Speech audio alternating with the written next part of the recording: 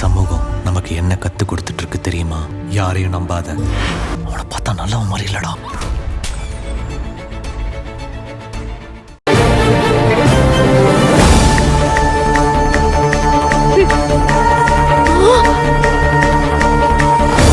டேய், அந்த துளசி வந்துட்டாடா.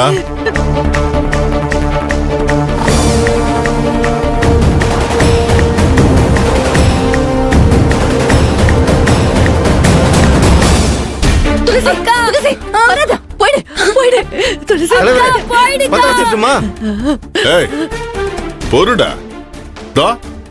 துளசி கண்ணதான் வந்துகிட்டு இருக்குல்ல, அவ வந்துட்டா.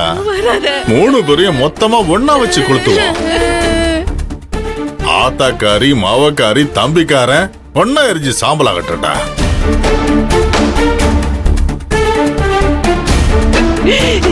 ஏடி வந்த போயிடு அக்கா, போயிடுக்கா துளசி.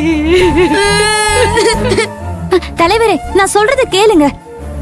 உங்க மக மருதமுத்துவ கல்யாணம் பண்ணிக்கிறேன்னு நான் எப்பவாவது சொல்லிருக்கேனா?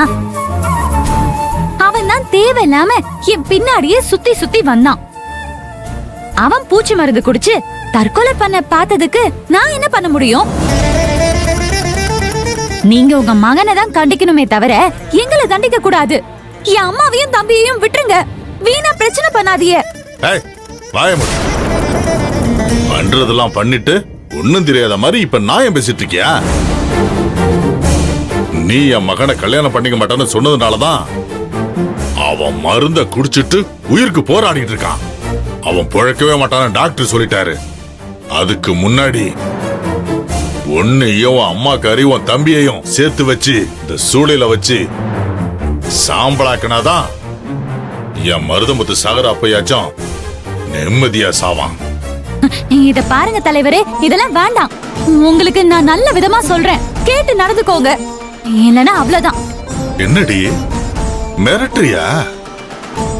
உன்னால என்ன என்னடி பண்ண முடியும்?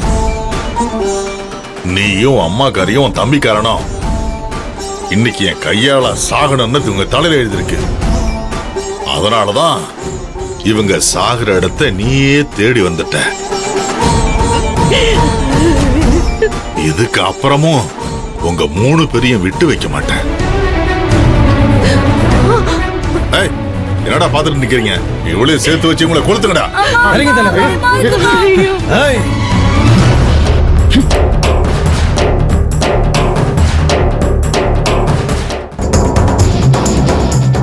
அண்ணன்களே, உங்க எல்லாருக்கும் நான் கடைசியா ஒரு வாய்ப்பு தரேன்.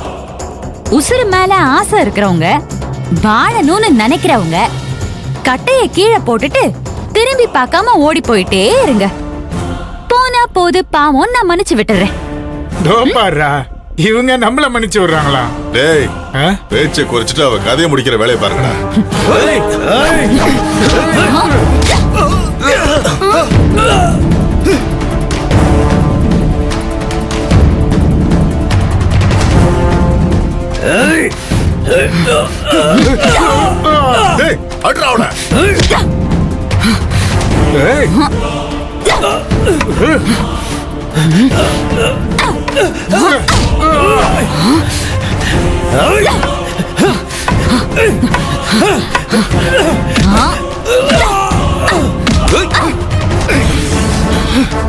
விடாதீங்களா அவனை?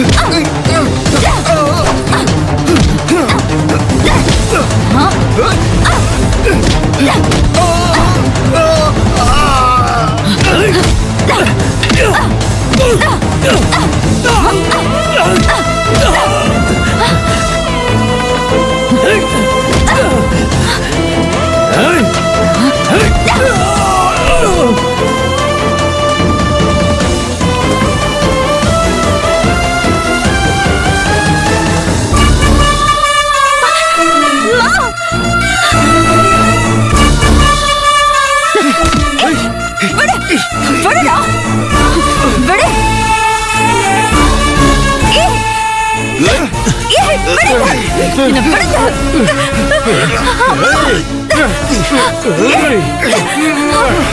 ஏய்